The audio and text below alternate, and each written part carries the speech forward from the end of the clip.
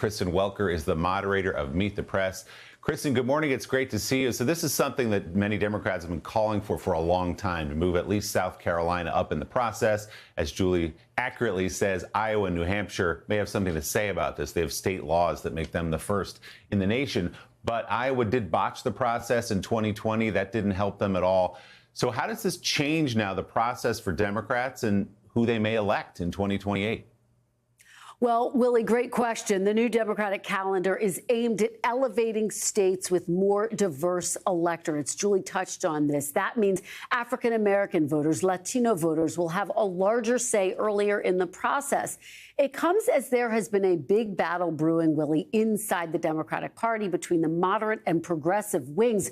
We're seeing that play out in the primaries right now. And which wing of the party wins that battle may determine the type of candidate who wins in 2028. Progressives clearly have a lot of energy in this midterm cycle, notching some big wins in places like Michigan, Minnesota, and New York.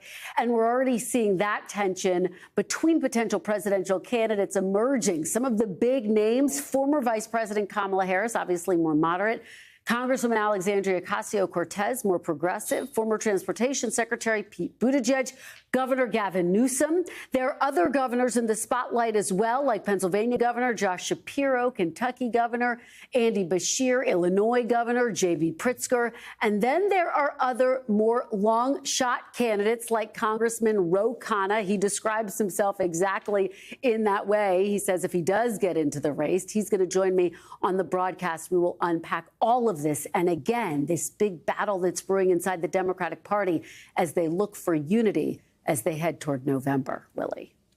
Yeah, a big field certainly coming. And by the way, that's the way it's supposed to be, so the party can figure out who it likes best. Kristen, a lot to talk about this morning. Thanks so much. We'll look for more this morning on Meet the Press when Kristen is joined by Attorney General Todd Blanche, Democratic House Minority Leader Hakeem Jeffries of New York, and as Kristen mentioned, Democratic Congressman Ro Khanna of California.